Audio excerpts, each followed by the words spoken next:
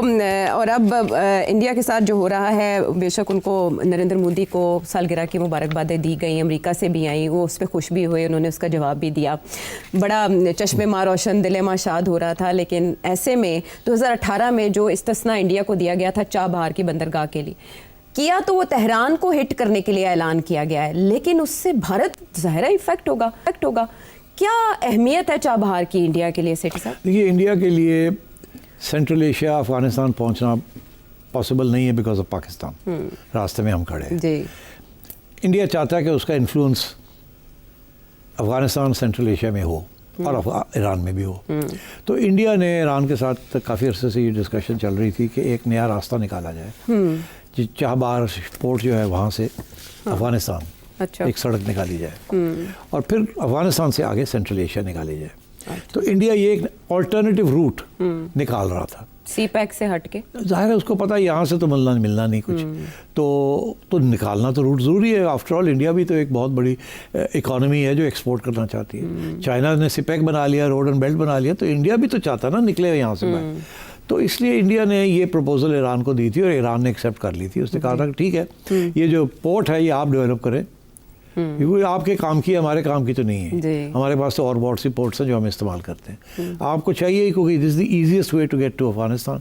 तो सड़क कुछ हम बना देंगे, कुछ आप बना लें, और पोर्ट जो है ये सारी की सारी आप करें, बिकॉज आपके चीज़ें जानी है यहाँ से। तो इंडिया ने इसके ऊपर कोई 110-120 मिलियन डॉलर्स ऑलरेडी खर्च कर चुके हुए हैं। अच्छा।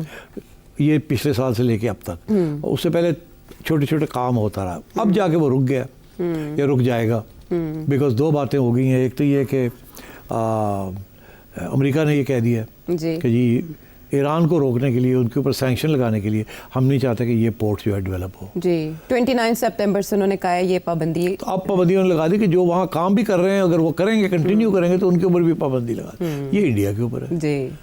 हिट उससे वो होगा, इन्वेस्टमेंट उसकी बर्बाद। तो इंडिया बड़ा अपसेट है, इंडिया के सारे रास्ते बंद हो रहे हैं। एक तरफ वो सलाम दुआ लेता है नरेंद्र मोदी से, नरेंद्र मोदी उसके साथ सलाम दुआ लेता है, अगले दिन उठा करके कुछ कर देते। इंडिया को समझ नहीं आ रही कि हमारे साथ हो क्या रहा है। उनके जो सारी फॉरेन पॉलिसी थी बेस्ड ऑन अमेरिका एंड से सऊदी अरेबिया, तो बहुत बड़े उनके इन्वेस्टमेंट्स हैं सऊदी अरेबिया भी इन इंडिया, और इंडिया की भी बड़ी इन्वेस्टमेंट्स हैं।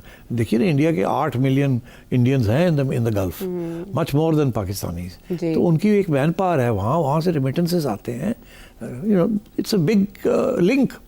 अब ये सऊदी अरेबिया और पाकिस्तान का पैक्ट भी तकलीफ दे रहा है उनको कि और वहाँ जो इस वक्त इंडिया में जो डिस्कशन हो रही है, पाकिस्तान में ये डिस्कशन इतनी नहीं हो रही, इंडिया में डिस्कशन शुरू हो गई है कि यार ये पाकिस्तान और सऊदी अरेबिया ने जो ये कर लिया है, उधर अमेरिका जो है वो टाइट कर रहा है हमें बिकॉज ऑफ रशिया, अब बिकॉज ऑफ ईरान हमारे दो मेन सोर्सेज जो हैं ऑफ इम्पोर्ट्स एंड एक्सपोर्ट्स वो ख़राब हो रहे हैं। उधर से सऊदी अरेबिया जो है, जो कि इन्वेस्टमेंट कह रहा था कि हम $100 बिलियन की इन्वेस्टमेंट करेंगे इंडिया, और है भी, और वो हो भी रही है, और हमारे लोग भी हैं वहाँ।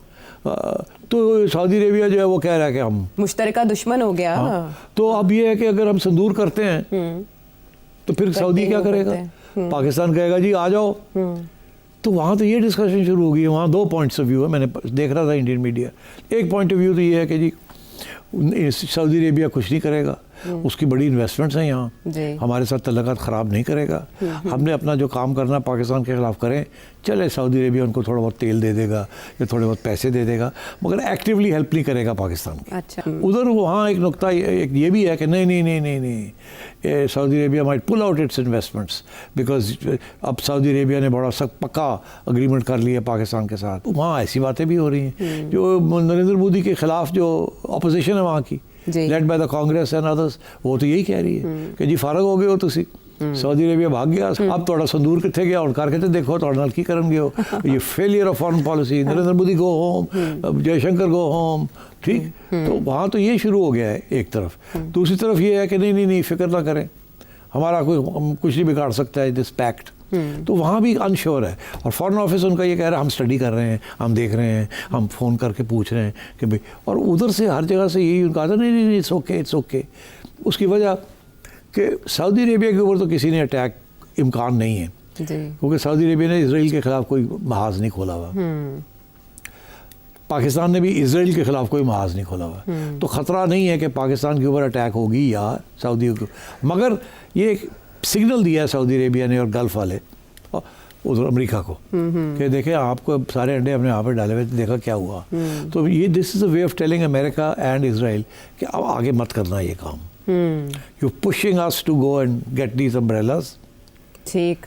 तो मेरा ख्याल है ये जो सारा पैक्ट है ये एक सिग्नल है हमारी तरफ से। तो उन्होंने हमें कहा होगा कि जी ये करें, ज़्यादा कुछ खास करने की ज़रूरत नहीं है, हमने ये सिग्नलिंग करनी है कि हमारे ऊपर ये फिर से ना हो।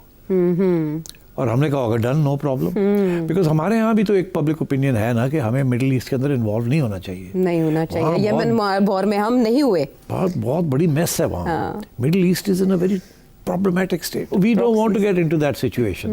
तो मेरा ख्याल है एक सिग्नलिंग है, तो ये सिग्नलिंग ही हो रही है। लेकिन सिग्नलिंग से इसराइल मोहतात हो जाएगा, जाहिर है होना पड़ेगा ना। और ये भी कहा जा रहा है कि जैसे अमेरिका ने इन अ वे विंग किया है, क्योंकि ब्लैकमेलिंग की बातें हो रही है, इजरायली ब्लैकमेलिंग। देखें ना अब अमेरिका की जो अभी तो स्पेकुलेशन हो रही है ना, हाँ, रिएक्शन नहीं आया, रिएक्शन अमेरिका का नहीं अभी नहीं आया ना। नहीं, मेरा नहीं ख्याल अमेरिका कोई सख्त बयान लेगा इसके खिलाफ। और इसके सऊदी अरेबिया अफोर्ड नहीं कर सकता अमेरिका को नाराज करना। हम भी नहीं अफोर्ड कर सकते। और फिर जाती सतह पर भी ताल्लुकात हैं वली अहद के और प्रेसिडेंट ट्रम्प के। तो आई थिंक ये ठीक है, but it's the signal, more than a signal. और सिग्नल मगर फायदा इसमें हमारा बहुत है, और आने वाले इंडिया कुछ करता है हाँ। तो purely technically speaking Saudi Arabia को हमें कोई पैसे वैसे देने पड़ेंगे, हो गया कहाँ पक्का हो गया। एक तीर से हुए हैं कई शिकार। और अगर हो आपके जहन में और भी इसके अलावा सवाल तो हमने अगले प्रोग्राम तक के लिए इजाजत है। सिट साहब, अफगानिस्तान के मसले के हल के लिए ना हमेशा कोई ना कोई फार्मूला नया आता है, और जिसकी वजह से हमारी अफगान पॉलिसी आज तक तय नहीं हो पा रही और मसाइल काफ़ी गंभीर हो चुके हैं। इमरान खान साहब ने जो एक हल दिया है जेल से, वो ये कि तीन पार्टीज, तीन फिरिकैन, तीन स्टेक होल्डर्स को साथ लेकर चलना इनएविटेबल हो गया है। सबसे पहले पाकिस्तान के कबायली इलाकों की अवाम, दूसरी अफगान हुकूमत और तीसरी अफगानिस्तान की अवाम। ये तीनों मिलके बैठेंगे तो कोई अमन आएगा। Do you agree? पता नहीं क्या बात है, मुझे समझ नहीं आ रही। ये रियासत के इश्यूज हैं, हाँ। ये तो रियासत टू रियासत ही चीज़ें तय होती हैं। तो ये क्या कि सियासी जमातें जाके बात करेंगी एक हुकूमत के साथ, और किसके बिहाफ पे? उन्होंने कहा ये तीनों बैठे, हाँ। आपस में बैठ के, जैसे वली अमीन गंडापुर साहब को पहले कह चुके हैं कि आप अफगानिस्तान चले जाएं, फिर महमूद अटकज़ई साहब और असद कैसर साहब अपने तौर पर मेल मुलाकातें कर रहे हैं। वहाँ पर जो बातचीत हुई हमें नहीं पता कि वहाँ क्या मामला तय पाए, लेकिन उसके बाद ये जो उनका ट्वीट है और जो उनकी बातचीत है अपने अहले खाना के साथ, वो ये हल दे रही है कि अगर आप पीस चाहते हैं तो ऐसे करें, इन्वॉल्व करें अफगान हुकूमत को भी, अफगानिस्तान के पब्लिक को भी, और पाकिस्तान के कबायली इलाकों की आवाम की भी राय लें कि वो क्या चाहते हैं। फजूल बातें कर रहा है ये। पुरानी उसकी इमरान खान का मौक़िफ़ है कि तालिबान जो हैं, घर वाले हैं या बाहर वाले हैं, उनके साथ को मुआहदे किए जाएं और उनको रिहेबिलिटेट किया जाए। मगर जो हमारा तज्ज़िया है या जो हमारा एक्सपीरियंस है पिछले 15 साल से, वो यही है कि इनको आप पैसे दे दें, इनको आप हथियार दे दें, इनको आप घर दे दें, आप जो मर्ज़ी कर दें, ये अपनी आइडियोलॉजी जो इनकी है उससे पीछे नहीं हटेंगे। और हर मुआहदा जो है जो कि इनके साथ किया है on the basis of Awami sentiment, वो सारा फेल हो गया।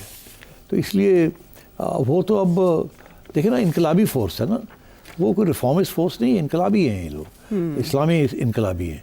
तो वो तो आपकी पैसा ये वो चीज़ के साथ अपना आइडियोलॉजी को बेचने के लिए तैयार नहीं है। वो तो अब चाहते हैं कि तालिबान का, उन्होंने अफ़गानिस्तान को कॉन्कर किया, वो कहते हैं हम पाकिस्तान को कॉन्कर करना चाहते हैं। उन्होंने पहले दिन से ये कहा था कि हम आपकी काइन को मानते नहीं हैं, आप तो बड़े गलत किस्म के लोग हैं, ये आइन ये सब वेस्टर्न कंस्ट्रक्शंस हैं, हम तो इस्लामिक रजीम बनाना चाहेंगे और हमारी रजीम पाकिस्तान में भी होगी।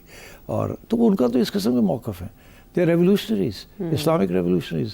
You cannot have a negotiation with them.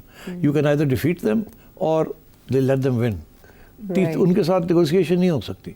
अब अगर नेगोशिएशन हो सकती सही तरीके से, तो क्या अमेरिका तालिबान रजीम के साथ नेगोशिएशन करके उनको $10 बिलियन दे के मसला ना हल कर लेता अपना? नहीं। $10 billion means nothing to them. It's ideology. ये उसी किस्म की आइडियोलॉजी है जैसे एक ज़माने में लेनिन और स्टालिन के ज़माने में कम्युनिस्ट की आइडियोलॉजी होती थी, सख्त, कोई कॉम्प्रोमाइज़ नहीं, रिजिड पॉलिसी। हाँ, because it's ideology. Ideology is belief system. उसके अंदर बिलीफ सिस्टम के अंदर आपको गुंजाइश नहीं होती। लाइक मज़हब इज़ अ बिलीफ सिस्टम। आपको कोई बंदा पैसे दे और कहे आप कन्वर्ट कर जाएं, कोई मुसलमान कन्वर्ट करेगा? नेवर। ऐसा ही है। Belief system. तो अभी ऑल ऑफ अ सडन जो भी चल रहे हैं मामलात हमारे, हमने ट्वीट्स में चेंज ये देखा है कि अफगानिस्तान के मामले को लेकर इमरान खान साहब बहुत ज़्यादा हिट कर रहे हैं। क्या वो जो इस वक्त पश्तून सेंटिमेंट है उसको कैश करवाना चाहते हैं, या वो अवामी नेशनल पार्टी नहीं बनना चाहते? क्या चाहते हैं इमरान खान साहब? इमरान खान साहब का तो एक ही मौक़िफ़ है। एक तो ये उनका ये ख्याल है कि KP के अंदर एक पब्लिक सेंटिमेंट है जो कि इस्लामी सेंटिमेंट है, और वो उसको किसी तरीके से कैप्चर करना चाहिए। और क्योंकि तालिबान मिलिटेंट फोर्स है, और जब तालिबान के ख़िलाफ़ वहाँ कार्रवाई की जाती है, रियासत उनके ख़िलाफ़ कार्रवाई करती है, तो बाकी लोग भी उसमें कैजुअल्टीज़ होती हैं, तो जिसके साथ ज़ाहिर है पब्लिक ओपिनियन फिर ख़िलाफ़ हो जाता है। तो ये तो नेचुरल है, जैसे आप कहते हैं कोलैटरल डैमेज। अच्छा, तो खान का ये पुराना मौक़िफ़ है कि इनके साथ वो मुकमका करें, कोई डील करें, मगर ये एक्शन ना लें। तो जब आप एक्शन लेते हैं, तो अगर आप एक तालिबान के ख़िलाफ़ एक्शन लेते हैं तो उसकी 10 बंदे की फैमिली वो सारी आपके ख़िलाफ़ हो जाती है। तो उस मौक़िफ़ से ये आगे बढ़ता है। मगर प्रॉब्लम ये आ जाता है कि वो जो फैमिली आपके ख़िलाफ़ हो जाती है, वो तो शुरू से ही आपके ख़िलाफ़ है, बिकॉज उसके 2 मेंबर्स जो हैं वो आपके ख़िलाफ़ है, तो वो तो फैमिली की तरह चलते हैं। तो ये कोई नई डेवलपमेंट नहीं है कि जी आपने एक बंदे को मारा तो सारी फैमिली ख़िलाफ़ होगी। वो बंदा जो है वो अपनी फैमिली के साथ आपके ख़िलाफ़ है। तो आज फैमिली से 2 बंदे गए हैं, फिर कल को 2 बंदे और वहाँ से उठ के चले जाएंगे to join the ranks of the Taliban. तो इसलिए रियासत का ये जॉब होता है to protect its territory and its integrity. तो ये जो लोग अपोज करते हैं, दे आर आइदर टेररिस्ट और इंसर्जेंट्स सेपरेटिस्ट्स होते हैं जी, अलहदगी। अगर वो खुद अपनी उनकी तंजीम हो, मगर यहाँ तो फॉरेन इंटरवेंशन है। तो इसलिए I think Imran Khan is misplaced. आपको याद होगा जब ये ड्रोन के हमले होते थे, अमेरिका करता था जी, तो खान साहब उस वक्त भी अपोज करते थे, क्योंकि वो समझते थे कि ये तालिबान के ऊपर अमेरिका कर रहा है और ये इसको नहीं करना चाहिए। मगर अमेरिका और ये तालिबान की तो लड़ाई हो रही थी, जंग हो रही थी, तो वो तो फिर जंग में तो ये चीज़ें होती हैं। तो आई थिंक ये इस किस्म की सिचुएशन है। Pakistan didn't want to allow this, but वो चॉइस कोई नहीं थी। अमेरिकन हैड राइट्स, वो कर रहे थे। फिर फाइनली जब वो निकले वहाँ से, तो आपको पता है इमरान ने क्या बयान दिया जो पाकिस्तान के गले पड़ गए। गुलामी की जंजीरें तोड़ डाली, बोलो, वो आज भी याद है उन्हें। हाँ, अमेरिकनों को याद है। तो खान साहब तो खैर अपने पाँव पे कुल्हाड़ियाँ मारते रहे। अब ज़रा आलमी मामला की तरफ चलेंगे, तो उसमें इंडिया के लिए है एक और हिट